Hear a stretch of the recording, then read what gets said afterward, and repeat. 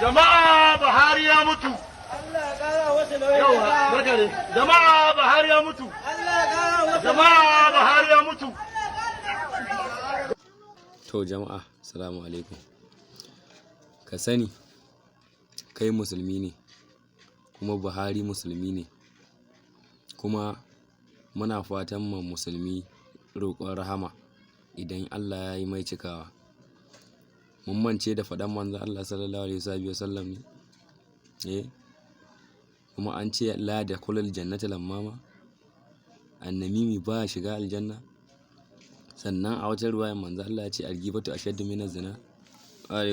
Da ka je ka yi zina, da ka je ka yi da mutum, gwara wanda ya zina sau 70.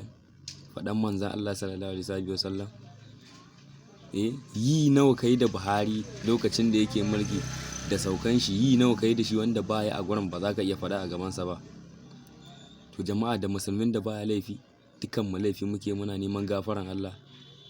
Kuma duk wanda ya riga Allah ya mai cikawa, ba abin da ya dace idan ma ya riga ka cikawa ya yi maka laifi, kai abin alfahari ne a ce ka yafe masa. Allah ma haƙuri da mu ke fa. Amma ɗan uwa musulmi ana wai mutum ya rasu, wai wasu suna Allah ya ƙara nauyin ƙasa, wa iyazu billah. Wallahi mu shiga taitayen mu san me muke a rayuwar mu. Inna lillahi wa inna ilaihi raji'un.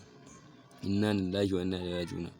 Allah ya mai gafara, mu kuma Allah ya ganar da mu sani dukkan ɗan uwa musulmi mai laifi ne, dukkan mu masu laifi ne. Muna fatan Allah ya yafe mana, kuma a duniya a lahira ba a yafiya. Ka yafe ma ɗan uwanka a duniya, kai ma wata rana zaka samu wanda ka yi mai laifi, Allah ya sa ya yafe maka, ba ko da ba tare da ka sani ba.